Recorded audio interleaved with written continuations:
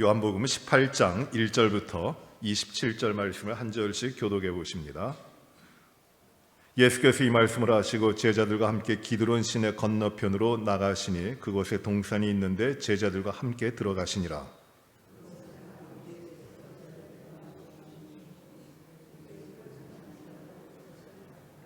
유다가 군대와 대제사장들과 바리새인들에게서 얻은 아랫사람들을 데리고 등과 횃불과 무기를 가지고 그리로 오는지라.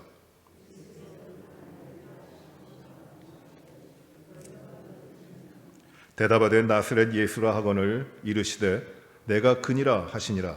그를 파는 유다도 그들과 함께 섰더라.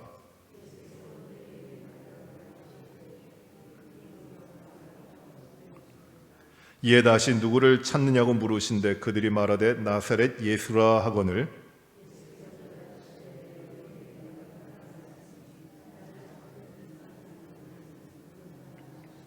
이는 아버지께서 내게 주신 자 중에서 하나도 잃지 아니하였사옵나이다 하신 말씀을 응하게 하려 함이로라.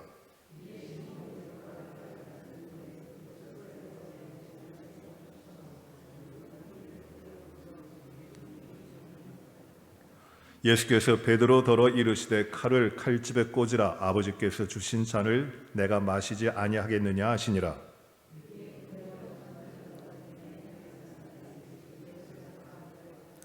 먼저 안나스에게로 끌고 가니 안나스는 그 해의 대제사장인 가야바의 장인이라.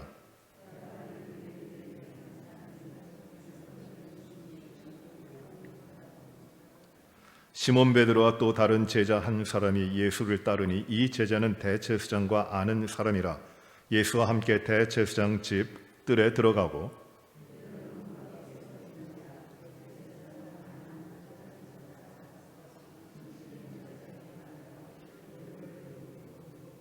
문 지키는 여종이 베드로에게 말하되 너도 이 사람의 제자 중 하나가 아니냐 하니 그가 말하되 나는 아니라 하고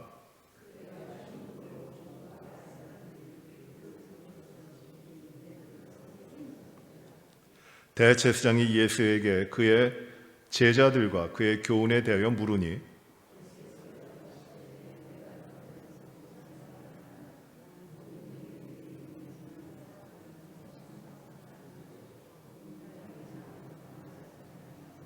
어찌하여 내게 묻느냐? 내가 무슨 말을 하였는지 들은 자들에게 물어보라. 그들이 내가 하던 말을 아느니라.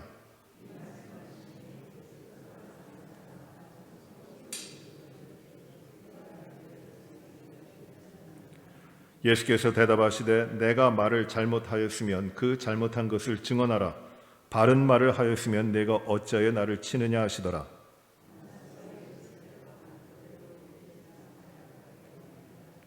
시몬 베드로가 서서 불을 쬐더니 사람들이 묻되 너도 그 제자 중 하나가 아니냐? 베드로가 부인하여 이르되 나는 아니라 하니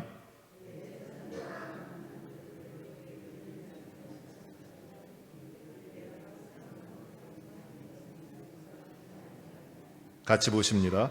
이에 베드로가 또 부인하니 곧 닭이 울더라. 아멘.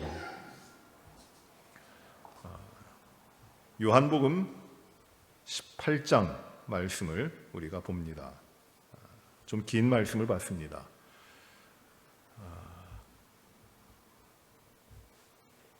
우리 오늘 수요 예배 처음 오신 분을 제가 좀 우리 소개해 드릴게요. 예, 윤후영 집사님 이렇게 오셨는데 잘 오셨습니다. 예. 어디 계신지 안 보이세요? 예, 저희 계십니다.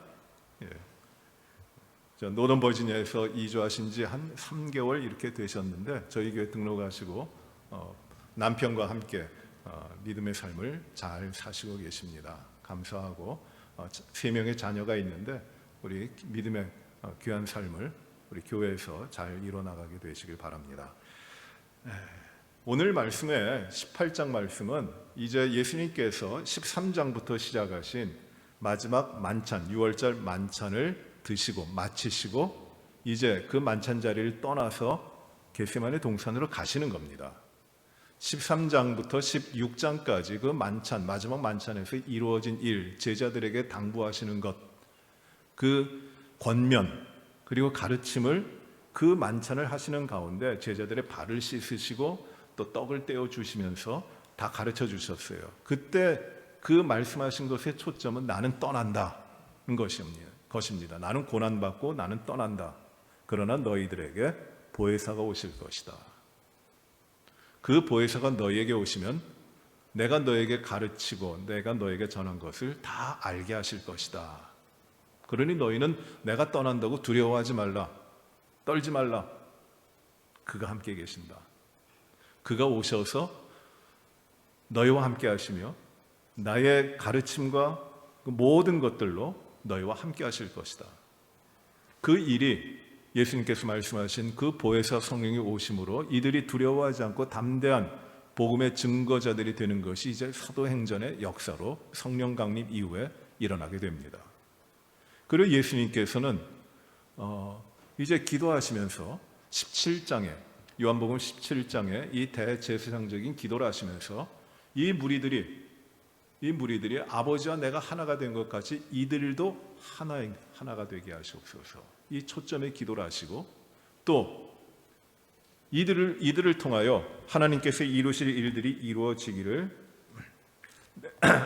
이 제자들이 내가 거룩한 것 같이 이들도 거룩하고 이들로 말미암아 이루어진 공회도 거룩하게 되기를 기도하셨어요.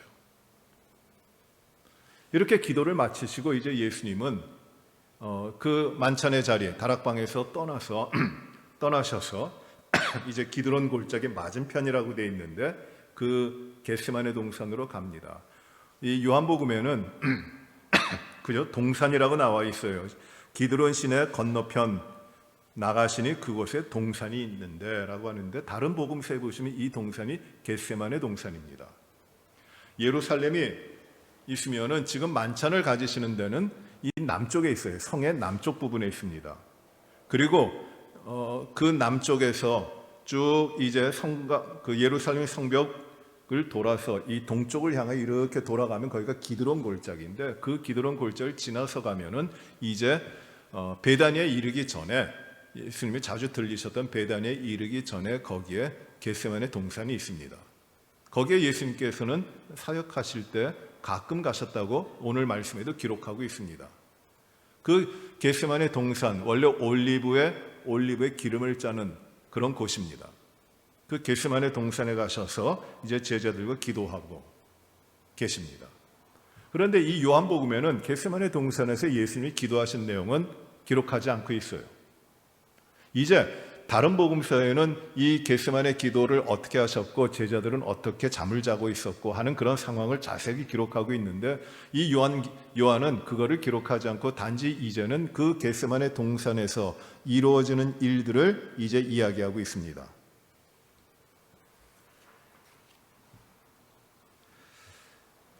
여러분 그 겟세마네 동산에서 기도하시고 잡히시죠.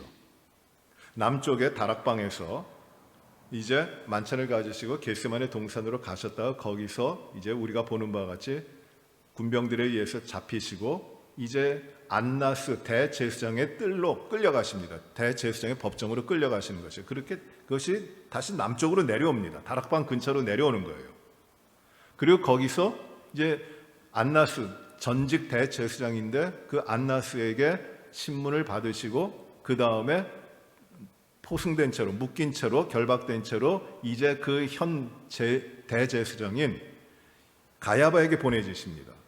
가야바에게 보내주셨다가 빌라도의 법정에 보내주시고 또 그곳에 와 있던 헤롯에게 또 보내주시고 왔다 갔다 그날 밤에 예수님이 이렇게 왔다 갔다 보내주시고 하시다가 이제 빌라도 법정에서 최후의 심판을 받으시고 이제 십자가를 지시기 위해서 이 길을 떠나십니다. 그래서 골고다 언덕까지 가는데 이 빌라도로부터 그 심판을 받은 그 자리로부터 십자가에 달리시는 골고다 언덕에 이르기까지 그 길을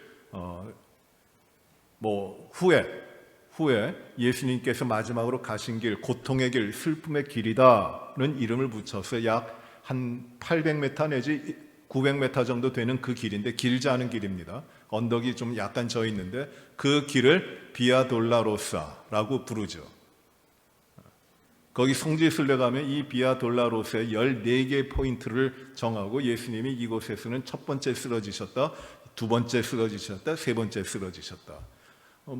예수님께서 십자가를 지시고 이 구레네 사람 시몬이 십자가를 대신 지시는 자리가 여기다. 그런 이 포인트들을 이렇게 적시하고 있습니다.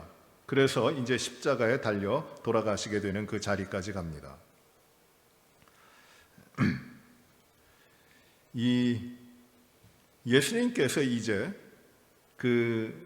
빌라도의 법정에 가시기 전에 이제 겟세마네 동산에서 기도하시고 거기서 잡히시는 기사를 이제 요한은 조금 상세하게 기록하고 있습니다.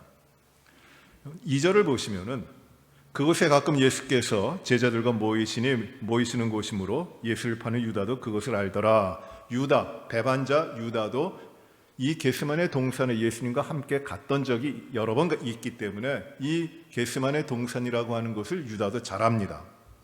그래서 유다가 배반하여 3절에 유다가 군대와 대제사장들과 바리새인들에게서 얻은 아랫사람들을 데리고 등거 횃불과 무기를 가지고 그리로 나옵니다. 아주 심히 압니다. 자정이 넘은 시간입니다. 깜깜한 곳입니다. 그곳에 가롯 유다가 보세요. 대제사장과 군대와 대제사장과 바리새인들에게서 얻은 아랫사람들을 하졸들을 데리고 옵니다. 여기에 쓰인 말은 아랫사람들이라고 되어 있는데 그 명령을 받으면 부려지는 사람들입니다. 그리고 군대, 로마의 군대예요. 군대는 이 로마 시대이기 때문에 다른 군대가 있는 것이 아니라 로마의 군대입니다. 근데 이 군대라고 쓴 말은 한두 명의 군대가 아니라 이 단어의 뜻은 한 600명 정도 되는 군대라는 말이에요. 굉장히 큰 규모의 군사입니다.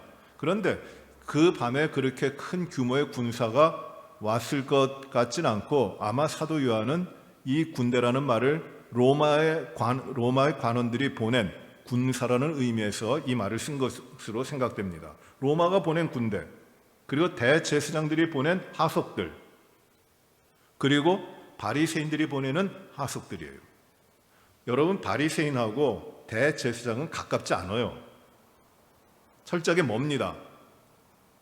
그런데 대제사장이 행정적인 권한을 가지고 있지만 바리새인들은 그들의 율법에 대한 열심으로 율법을 지킴으로 인해서 백성들의 존경을 받아요.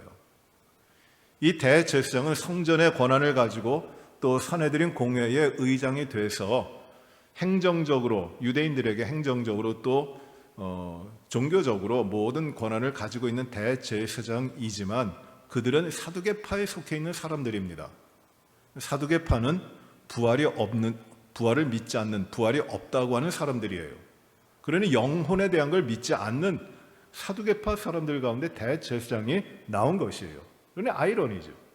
이렇게 바리새인들은 영혼을 믿고 율법을 준수하는 사람들이고, 그리고 사두개파 사람들은 영혼에 대한 걸 믿지 않으니 갈등할 수밖에 없는 것이에요. 기득권은 누가 가지고 있느냐면 사두개파 사람들이 가지고 있는 것이죠.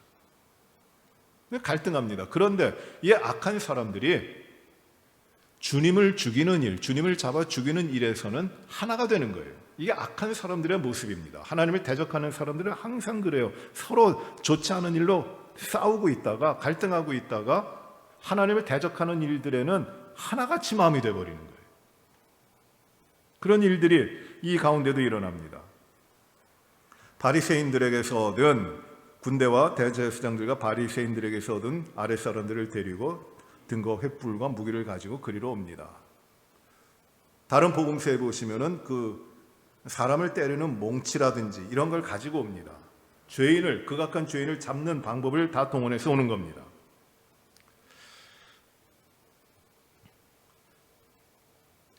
(4절에) 보시면 예수께서 그 당할 일을 다 아시고 나아가 이르시되 너희가 누구를 찾느냐 이렇게 말씀하십니다. 그 많은 무리가 잡으려고 왔어요. 예수님께서는 그 당할 일을 다 아셨습니다. 앞으로 올 일이에요. 예수님이 어떤 일을 당하실 것을 다 아십니다. 굉장히 중요한 말씀을 하시고 계시는 것이에요. 그 당할 일, 앞으로 일어날 일들을 다 아십니다. 그리고 나아가십니다. 다가올 일, 그리고 앞으로 나아가시고 물으십니다. 누구를 찾느냐라고 물으십니다. 여러 3절 끝에 우리말 성경으로 3절 끝에 그리로 온다 그러죠. 온다라는 말하고 4절에 당할 일이라고 하는데 이 당할 일, 이게 동사가 똑같은 말이에요. 온다라는 말입니다. 다가온다라는 말이에요. 그들이 다가오고 또 주님 앞에 당할 일들, 다가오는 일들을 다 아시는 것이에요. 그런데 여기 재미난 아주 특별한 단어가 나옵니다. 이 사도 요한이 말씀을 기록하면서 이렇게 숨어 있는 은유적인 의미의 단어들을 많이 쓰고 있어요. 감춰져 있지만 그 뜻을 심오하게 의미하고 있는 것을 많이 하고 있는데 그 중에 하나가 오늘 4절에 나눈 다 아시고 나아가셨다라는 말이에요. 나아가셨다. 이 나아가셨다는 말은 그냥 갔다라는 말이 아니라 그냥 3절 끝에는 온다, 4절에 나오는 당한다 그 말이 아니라 똑같은 단어인데 그 단어 에코마이라고 하는 그 단어 온다라는 단어 앞에 하나의 전치사를 붙였어요. 에크라고 하는 전치사를 붙여가지고 엑셀텐이라고 썼는데 이 말의 뜻은 무엇이냐면 어디로부터 나온다는 것이 아니라 어디로부터 갇혀져 있는 그곳으로부터 나오도록 한다라는 말이 끄집어낸다라는 말입니다. 에크라는 말이 갇혀져 있고 감춰져 있고 있는 그 어떤 한정된 자리에 있는 것에서부터 이렇게 나오게 한다라는 말이에요. 그냥 나오는 것이 아니라 그 한정된 것으로부터 끄집어내 나온다라는 말입니다. 비슷한 의미지만 뜻이 달라요. 왜 이런 말을 썼을까? 엑스마이, 에코마이. 이 에크라는 말, 이 끄집어내는 out of, come out of라는 그 전치사인데 어디로부터라는 말인데 이 말은 분명한 의도를 가지고 내오는 겁니다. 그냥 단순한 동작으로서의 나오는 것이 아니라 가는 것이 아니라 어떤 의도를 가지고 나오게 하는 것이에요. 분명한 의도를 가지고 하는 행동이에요. 예수님께서 다 아시고 본인에게 올 일들을 다 아시고 그 가운데 머물러 있지 아니하시고 예수님께서 그 가운데로부터 분명한 의도를 가지시고 거기로부터 나오셨다는 것이에요. 그것이 바로 나오셨다라고 하는 의미입니다. 수동적으로 예수님께서 잡혀가시는 것이 아니라 예수님께서 그 당하실 일들을 다 하시고 본인이 능동적으로 거기로부터 나오셔서 주님 아버지 하나님께서 이루시고자 하시는 뜻을 이루시는 것이에요. 회피가 아닙니다. 담대하게 감당하시는 것이에요. 그것이 나아가셨다. 모든 당할 일들, 앞으로 일어날 일들을 다 아심에도 불구하고 그 자리로 나아가시는 겁니다. 어두움 가운데 머물러 있지 아니하시고 지금 심야예요. 깜깜한 가운데입니다. 여러분 니고데모가 예수님을 찾아올 때가 언제입니까? 밤이에요. 깜깜할 때입니다. 예수님이 이 땅에 오셨을 때가 이 땅은 어떤 때입니까? 어둠이에요. 빛이 이 어둠 가운데 비쳤지만 어둠이 알지를 못했어요. 이 깜깜한 어둠입니다. 지금 이 겟세마네 동산이 그것이 심야 아주 자정이 넘은 깜깜한 밤입니다. 불빛 하나 없는 캄캄한 밤입니다. 이 세상이 캄캄한 밤입니다. 그런데 그 가운데서 하나님께서 세우신 뜻을 위하여 우리 주님께서는 그곳에 머물러 있지 아니하시고 당당하게 담대하게 끌려가시는 것이 아니라 그 자리로부터 나오시는 것이에요. 나오십니다. 왜요? 피하시는 것이 아니라 아버지의 뜻을 이루기 위해 하나님의 뜻을 이루기 위해 당당하게 나오시는 겁니다. 교회를 가리켜 교회라는 말이 여러분 잘 아시는데 무엇이죠? 원어로 잘 많이 들으셨죠? 에클레시아라는 말이에요. 이 말은 에크라고 하는 우리가 지금 본 밖으로부터 안으로 어디로부터 끄집어낸다라고 하는 그 에크라고 하는 전체사하고 칼레오라고 하는 동사 부르다라는 말이에요. 그 말이 합쳐진 말이에요. 이게 교회라는 뜻입니다. 즉 목적을 가지고 뜻을 가지고 어디로부터 불러내서 구별한 백성들이 이 교회라는 뜻이에요. 그냥 부른 게 아니에요. 분명한 목적을 가지고 하나님이 그 어둠에 있는, 세상에 있는 사람들을 불러내신 그 모임, 그 사람들이 교회라는 것이에요. 이게 에클레시아, 에크칼레오라는 말이에요. 어둠은, 그래서 교회는 우리 주님과 같이 앞으로 당할 일들이 있고 세상에서 환난이 있고 곤란이 있고 핍박이 있다 할지라도 그 어둠 가운데 머물러 있는 것이 아니라 수동적으로 그 가운데서 잡혀 끌려가는 것이 아니라 그 어둠의 세력을 이기고 당당하게 그 자리에서 일어나 그 어둠의 세력을 끊고 나오는 겁니다. 이게 에클레시아예요. 주님이 그 어둠의 세력을 끊고 나오셨잖아요. 사도 요한은 지금 이 예수님의 잡히시는 것을 기록하면서 이 교회의 모습, 주님이 세우시는 그 교회의 모습을 지금 보여주고 있는 것이에요. 어둠 가운데 묻혀버리는 건 아닙니다. 제자들은 지금 어둠 가운데 다 묻혀버렸어요. 모든 세계가 어둠 가운데 다 묻혀버렸습니다. 그런데 예수님만은, 참된 생명을 가지신 예수님만은, 우리의 구원자 되신 예수님만은 어둠에서부터 나오시는 거죠. 빛으로 나오시는 겁니다. 우리 찬송가에 이런 찬송 부르죠. 앞으로 앞으로 천성을 향해 갑시다. 천성문만 바라고 나가세. 우리의 삶을 이렇게 천성을 향해서 앞으로 앞으로 가자 그러잖아요. 이 앞으로 앞으로 가는 삶이 교회의 삶이고 믿음의 삶인데 어떻게 이루어지는가? 이 땅에 우리들의 삶에서 어둠 가운데 머물러 있는 것이 아니라 세상의 습관과 방법 가운데 세상의 이기적인 판단과 그 삶의 근거 가운데 머물러 있는 것이 아니라 앞으로 나가는 것이에요. 그 어두운 가운데 머물러 있지 않고 나아가는 것이에요. 이게 앞으로 나가셨다는 말이에요. 그러니까 이 말을 4장에 그 당할 일을 다 하시고 나아가셨다는 말은 보다 아주 엄밀하게 번역하면 이렇게 번역하는 게 맞아요. 그 당할 일을 다 하시고 주님께서는 어둠을 뒤로 하고 앞으로 자원해서 나아가셨다는 것이에요. 자기를 드러내서 나가셨다는 것입니다. 회피가 아닙니다. 피동적으로 수동적으로 억지로 잡혀가시는 것이 아니에요. 당당하게 빛 가운데로 자신을 드러내시는 것이에요. 어둠이 더 이상 잡지를 못하는 것입니다. 예수님께서 그들에게 물어보십니다. 너희가 누구를 찾느냐? 그 사람들이 지금 알지를 못해요. 제자들은 뒤에 어둠 가운데 머물러 있고 예수님이 그들이 오는 것을 보시고 그들 앞에 나가셔서 누구를 찾느냐 물어보십니다. 그들이 대답합니다. 나사렛 예수다. 우리가 찾는 사람은 나사렛 예수다. 이렇게 이야기합니다. 예수님이 뭐라고 대답하십니까? 5절에 내가 그니라. 내가 그다. 에고 에이미라는 말을 썼어요. I am he. 너희가 찾는 나사렛 예수가 나다. 이렇게 말씀하십니다. 그들이 다시 물어봅니다.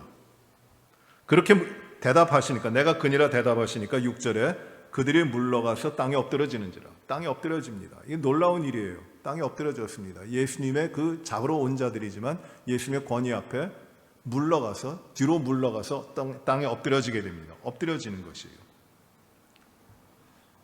예수님께서는 내가 그다. 너희가 찾는 나사렛 예수가 나다고 말씀하십니다. 내가 그다. 저는 이 말씀을 생각하면서 여러 가지를 보게 되는데, 예수님께서는 요한복음에서 내가 무엇이다, 에고 에이미, I am이라는 말이에요. 그 말씀을 많이 하셨습니다. 나는 무엇이라고 하죠? 나는 선한 목자다. 또 어떤 걸 말씀하십니까? 나는 양의 문이다. 나는 부활이요 생명이다. 나는 그 생명의 떡이다. 나는 무엇이다라고 말씀하시는데 예수님께서는 여기서 무엇이라고 말씀하시냐면 나는 나사렛 예수다. 너희가 찾는 나사렛 예수다. 이렇게 말씀합니다. 부정하고 자신을 피하는 것이 아닙니다. 어두움 가운데 있지 않냐고 이제 그 어둠을 이기고 나오셔서 당당하게 나는 나사렛 예수다. 너희가 찾는 그가 바로 나다라고 말씀하시는 것이에요. 이어서 예수님이 이렇게 말씀하십니다. 8절이에요.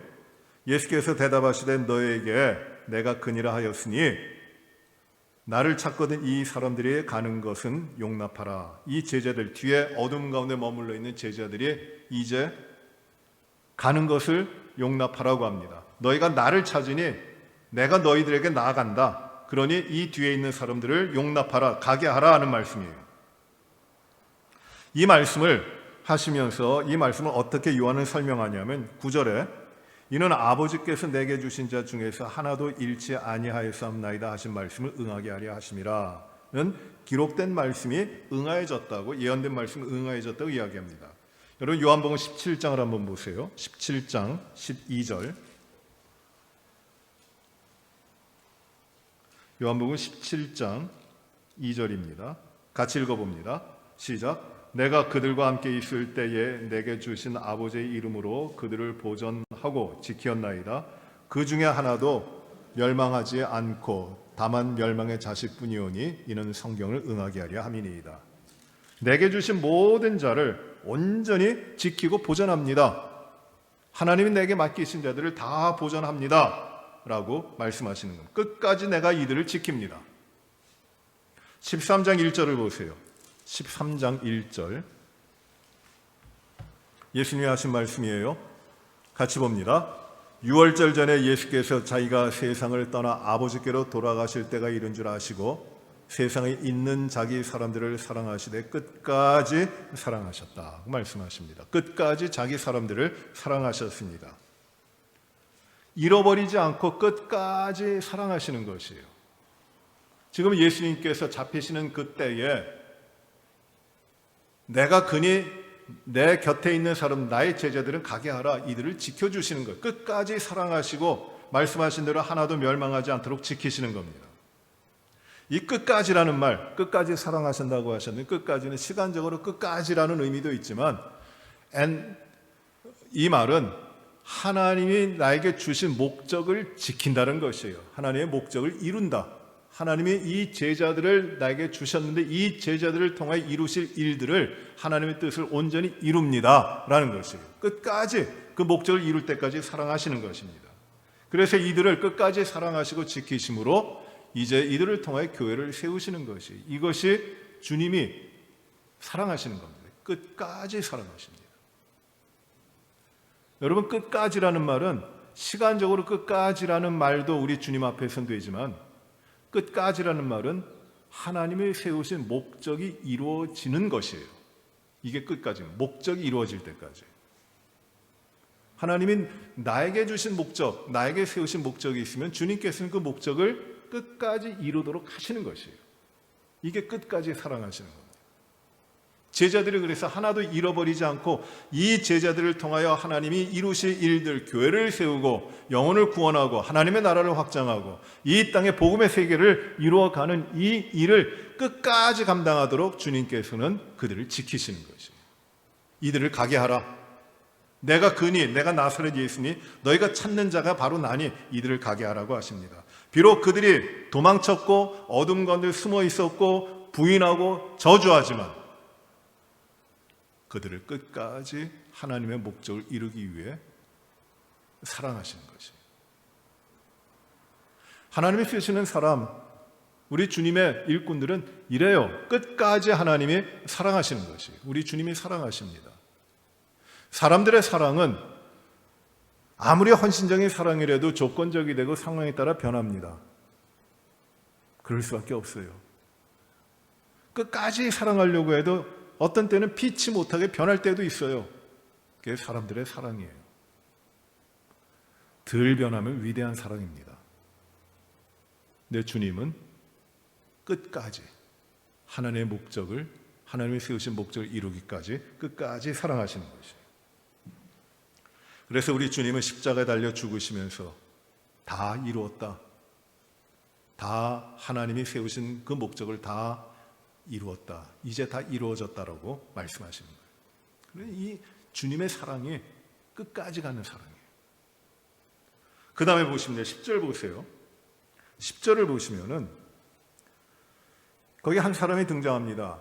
이 말씀에 사도 요한이 기록한 이 18장 말씀, 예수님이 잡히시는 그 기록의 주인공이 예수님이기도 하시지만 요한 사도는 특별한 의도를 가지고 베드로를 부각시켜요. 보십시오. 여기 10절부터 11절까지에 보시면 베드로가 등장합니다. 베드로가 갑자기 놀래가지고 칼을 가지고 있었는데 그건 뭐 긴 칼이 아니라 장검이 아니라 자그마한 단검입니다. 자신을 호위하는 통상적으로 가졌던 그런 칼입니다. 그 칼을 가지고 빼서 휘둘렀어요. 그래서 대제사장 종을 쳤는데 오른편 귀를 뱄습니다. 그래서 귀가 떨어졌어요. 이 종의 이름이 말고라고 이야기합니다. 여기에 대하여 이걸 보시고 예수님께서는 베드로에게 말씀하시는데 칼을 칼집에 꽂으라. 아버지께서 주신 잔을 내가 마시지 아니하겠느냐 이렇게 말씀하십니다. 베드로가 그렇게 흥분해가지고 예수님을 지킨다고 하고 칼을 뺐어요. 휘둘렀습니다. 그래서 어려운 일이 났어요. 베드로는 얼마 전에 예수님께서 이제 떠나신다고 말씀하시고 핍박을 받을 것이라고 말씀하실 때에 베드로는 그럴 수 없습니다. 장담합니다. 주를 위하여 내 목숨을 버리겠습니다. 어디를 가시든지 내가 주님과 함께 하겠습니다라고 장담했던 베드로입니다. 그래서 칼을 뺐어요. 그 칼로 무엇인가 할 수 있을 것 같아서 주님을 지킬 수 있겠다고 생각을 했지만 주님께서는 그 베드로에게 칼을 꽂으라 말씀하시고 오늘 말씀에서는 무엇이라고 요한은 기록하고 있냐면은 아버지께서 주신 잔을 내가 마시지 아니하겠느냐. 아버지의 뜻을 이루는데 내가 왜 들어가느냐. 내 행동이 이기적인 행동이 자신만을 행동하는 것이 하나님의 뜻을 가리는 것이다 말씀하세요. 마태복음에서 뭐라고 말씀하십니까? 칼을 가진 자는 칼로 망한다라고 말씀하세요.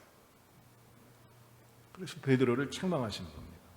그리고 떨어진 말고의 귀를 만져서 치유해 주십니다. 온전하게 해 주십니다. 하나의 작은 사건이에요. 이러는 작은 사건입니다. 지금 예수님이 잡혀가시고 12제자들 그리고 12보다 더 되는 예수님을 따르던 무리들이 있었을 텐데 다 두려워 떨고 도망가는 사건입니다. 그리고 칼을 써서 귀가 떨어졌는데 그 귀를 예수님이 또 치유해 주셨으니 그 문제가 되지 않을 만한 사건이에요. 그런데 이 베드로가 이 칼을 쓴 사건이 놀랍게도 마태, 마가, 누가, 요한 이 4복음서에 다 기록되어 있어요. 그만큼 중요한 것이에요. 베드로의 이 행동이 그렇게 중요하게 보이는 겁니다. 그래서 이 예수님이 잡히시는 이 밤에 대한 기록은 초점이 지금 누구에게 맞춰져 있냐면 사도 요한은 의도적으로 이 베드로에게 맞추고 보고 있는 것이 기록하고 있는 겁니다. 그 다음에 보십니다. 12절 보시면은 12절부터 14절까지 보시면은 하나의 그 베드로의 사건 가운데서 삽입되어 있는 사건입니다. 하나의 진행 과정 가운데 삽입되어 있는 겁니다. 12절 이에 군대와 천부장과 유대인의 아랫사람들이 예수를 잡아 결박하여 먼저 안나스에게로 끌고 가니 안나스는 그 해의 대제사장인 가야바의 장인이라. 가야바는 유대인들에게 한 사람이 백성을 위하여 죽는 것이 유익하다고 권고하던 자로라 말씀합니다. 이제 예수님을 잡아서 그 군대와 아랫사람들이 결박해서 안나스에게로 끌고 갑니다. 안나스는 누구냐면 오늘 말씀해 보시면 안나스는 그 해 대제사장인 가야바의 장인이에요. 가야바의 장인입니다. 이 안나스는 지금은 은퇴한 물러난 대제사장이지만 이전에 대제사장을 감당했습니다. 대제사장이라고 하는 직분은 한 명이에요. 아론으로부터 시작한 대제사장이 구약의 아론으로부터 시작한 대제사장이 이제 포로기에 포로기를 거쳐가지고 예수님이 오시는 그 때를 지나서 이제 예루살렘 성전이 완전히 무너질 때까지 이 대제사장의 직분이 이어지고 있는데, 이 대제사장은 한 명이에요. 그런데 이 대제사장은 종신입니다. 대제사장으로 임명되면 죽을 때까지 대제사장으로 하는 것이에요. 그 다음에 죽으면은 이어가는 겁니다. 그런데 유대 백성들이 나라를 빼앗기고 한 다음에 이 대제사장을 임명을 했어요. 다른 그 정복한 세력들이 임명을 했습니다. 그래서 로마에 의해서 임명되기도 하고 또 시리아의 총독에 의해서 임명되기도 합니다. 이 대제사장은 산헤드린 공회, 그 유대 백성을 다스리는 산헤드린 공회가 있잖아요. 70명으로 되어 있는 공회인데 이 대제사장이 이 산헤드린 공회의 의장이에요. 그래서 산헤드린 공회는 대제사장을 포함한 70명의 산헤드린 공회원으로 이루어지는 겁니다. 여기서 유대 백성들의 모든 행정적인 결정과 모든 재판에 대한 결정이 이 산헤드린에서 이루어지는 것이에요. 그러니 이 대제사장은 가장 커다란 권력을 가지고 있는 직분이고 대제사장은 엄청난 사람입니다. 그런데 이 안나스는 주님 나시고 6년, 서기 6년에 구레네 총독에 의해서 임명됩니다.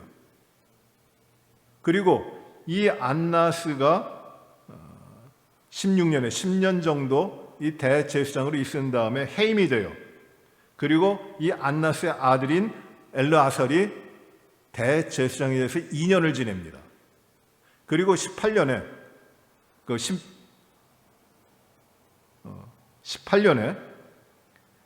이 안나스의 아들인 엘르아살이 대제사장에서 해임되고, 그리고 안나스의 사위인 가야바가 현재 대제사장이죠. 이 가야바가 대제사장의 직을 받게 되는 것이에요. 그래서 18년 동안 가야바가 대제사장으로 있습니다. 36년까지 대제사장의 직분을 감당하는 것이에요.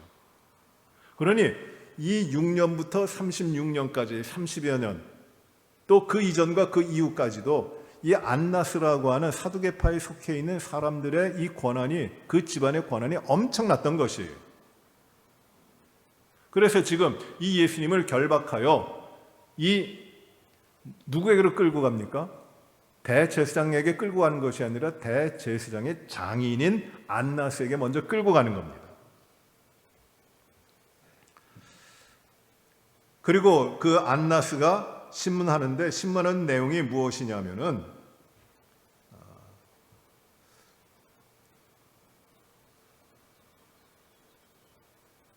무엇을 물어봅니까?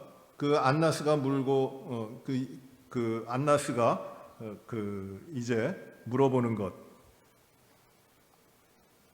후에 이제 이 가야바의 집에 들어가서 물어보는 것이 예수님의 제자들과 예수님의 교훈이 무엇인지를 물어봅니다.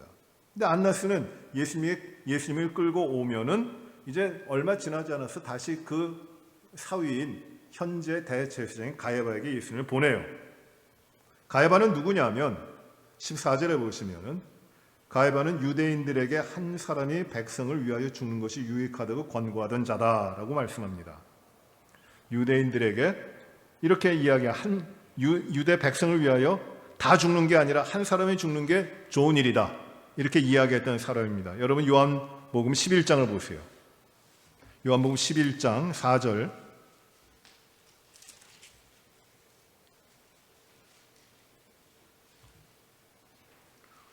(11장) 9절을 보십시오. 요한복음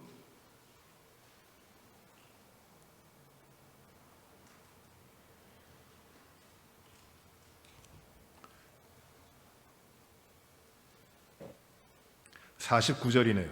11장 49절. 이렇게 말씀하죠. 그 중에 한 사람 그해 대제사장인 가야바가 그들에게 말하되 너희가 아무것도 알지 못하는도다. 한 사람이 백성을 위하여 죽어서 온 민족이 망하지 않게 되는 것이 너에게 유익한 줄을 생각하지 아니하는도다 하였다 말씀합니다. 이제 예수 한 명 죽여서 우리 백성이 생명을 이어가자, 그 주장을 가야바가 하는 겁니다. 이게 우리에게 유익한 것이지, 그리고 예수 죽이자는 것이에요. 그런데 그 다음에 51절에 보시면 이렇게 설명합니다. 이 말은 이 사도 요한이 말씀하는 것이에요. 이 말은 스스로 함이 아니요 그 해의 대제사장님으로 예수께서 그 민족을 위하시고 또 그 민족만 위할 뿐 아니라 흩어진 하나님의 자녀를 모아 하나가 되게 하기 위하여 죽일 것을 미리 말함이로라. 그런데 그 가야바가 한 사람이 죽는 것이 낫다고 이야기하는 것은 결국 하나님은 어떻게 하시는 것이냐면 예수께서 그 하나님의 자녀를 모으기 위하여 한 민족만이 아니라 흩어진 하나님의 자녀를 모으기 위하여 예수께서 죽으실 것을 말씀하신다는 것이, 그거를 가야바가 자기 뜻을 알지도 못하면서 은연중에 이야기했다는 것이에요. 아니 무지 중에 부지간에 알지 못하고 이야기했지만 하나님은 그 말을 이렇게 말씀하신 겁니다. 부지 중에 하는 것, 그것이 드러나는 것이에요. 여러분, 예수님이 십자가에 달리실 때 유대인들은 예수님의 십자가 위에, 그 머리 위에 패를 달잖아요. 이 죄목을 다는데 무엇이라고 달았습니까? 빌라도가 쓰고 또 유대인이 써서 처음에 달았던 패가 뭐냐 하면 유대인의 왕이에요. 유대인의 왕이라고 패를 달았습니다. 그들은 그게 예수님의 죄목으로, 예수님이 십자가에 죽게 되는 죄로 기록한 것이에요. 유대인의 왕이라고 한 죄. 그들은 그것이 무슨 뜻인지 알지 못합니다. 처음엔. 그러나 부지부식간에 그들은 그렇게 한 거예요. 하나님께서 놀랍게도 예수님이 십자가에 달려 처참한 죄인의 모습으로 죽으시지만은 그들의 유대인들의 무지함을 통해서 놀라운 증거를 하시는 것이 무엇이냐면 예수님은 왕이시다라는 거예요. 그걸 증거하는 겁니다. 이게 가려져 있지만 나타나는 증거입니다. 요한복음에는, 요한사도는 이런 증거들, 숨겨져 있지만 찾아볼 수 있는 예수님에 대한 증거들을 곳곳에 이렇게 숨겨놓고 있어요. 이제 베드로의 부인하는 이야기가 나오는데, 이 말씀은 우리 계속해서 다음 주에 계속해서 말씀을 보도록 하겠습니다. 오늘 우리 말씀을 통해서 주님이 잡히시는 것, 주님이 십자가에 죽으시기 위하여 잡히시는 이것이 어둠의 세력들로부터 주님께서 그 자리에 머물지 아니하시고 당당하게 나오시는 엑설텐하시는 이 어둠의 세력을 깨시고 모든 것을 굴복시키시고 승리하시는 주님의 모습을 보여주고 있는 것입니다. 이게 교회의 삶이고 이게 성도들의 삶입니다. 어둠 가운데 머물러 있지 말라. 어둠 가운데 머물러 있지 말라. 그 가운데 편안함 누리려고 하지 마라. 환난과 고통이 많다 할지라도, 두려운 세상의 삶이라 할지라도 그 가운데 머물러 있지 말라. 우리가 오늘 아침 새벽에 말씀으로 받은 것, 이 고린도전서 6장 말씀을 통해서 교회 거룩한 백성의 삶에 드리워져 있는 불순한 것들, 추악한 것들, 추문들 감추고 그것을 감춤으로 인해서 드러나지 않게 하면서 어두운 가운데 머물러 있는 것이 아니라 하나님의 백성의 삶, 교회의 삶, 거룩한 백성의 삶 무엇이, 이것을 깨고 나와야 된다는 것이에요. 이게 교회라는 것이에요. 에클레시아, 나온다는 것이에요. 머물러 있지 말라. 나오라. 비록 잡혀가고 죄인의 신분으로 잡혀가서 심판을 받게 되고 죽음을 당하게 되지만 예수님은 그 가운데 어둠 가운데 머물러 계셨던 분이 아니거든요. 그 모습을 우리가 보는 겁니다. 사랑하는 성도 여러분, 우리가 주님의 모습, 마지막에 이 잡히시는 모습을 보면서 우리의 믿음의 삶을 정말 주님과 함께 끝까지 나아가는 주의 뜻을 이루며 주님이 기뻐하시는 삶으로 살아나갈 수 있도록 우리가 우리 자신들을 또다시 무장하고 또다시 주님 앞에 세우는 우리 신앙들이, 믿음의 삶이 이루어지기를 바랍니다. 기도하십시다. 아버지 하나님, 주님이 만왕의 왕이시고 구원자 되시고 참된 소망이시고 우리의 모든 죄악을 깨끗하게 씻어주시는 참된 유일한 구원자 주님이심을 우리가 다시금 고백하며 오늘 말씀을 통해서 우리의 이기적이고 세속적이고 고집스럽고 또 죄악 가운데 머물길 좋아하는 이 습성 가운데 편안하다고 거하는 것이 아니라, 안전하다고 거하는 것이 아니라 그 어둠의 세력을 뚫고 끄집어내어서 우리의 삶을 하나님 앞에 나오도록 하는 이 담대함의 모습을, 담대한 믿음의 삶의 모습을 주님께서 보여주셨습니다. 이것이 교회고 이것이 하나님의 백성의 삶임을 저희가 또 말씀으로 봤습니다. 하나님, 고난이 앞에 있을지라도, 모든 것을 빼앗긴다 하고 잃어버린다 할지라도 어두움 가운데 머물지 않고 당당하게, 담대하게 하나님의 뜻 이루기 위해 그 어둠을 뚫고 나오는 믿음의 삶이 교회 가운데 이루어지고 우리 가운데 충만하게 이루어지도록 인도하여 주시옵소서. 이 말씀으로 저희들을 축복하시고 저희들의 삶이 더욱더 주님 앞에 빛으로 나오고 정결함으로 나오고 주님을 온전히 신뢰하는 믿음의 삶으로 이루어지도록 인도하여 주옵소서. 예수님 이름으로 기도하옵나이다. 아멘. 하늘에 계신 우리 아버지여, 이름이 거룩히 여김을 받으시오며 나라의 임하옵시며 뜻이 하늘에서 이루어진 것 같이 땅에서도 이루어지이다. 오늘날 우리에게 일용할 양식을 주옵시고 우리가 우리에게 죄 지은 자를 사하여 준 것 같이 우리의 죄를 사하여 주옵시고 우리를 시험에 들게 하지 마옵시며 다만 악에서 구하옵소서. 대개 나라와 권세와 영광이 아버지께 영원히 있사옵나이다. 아멘.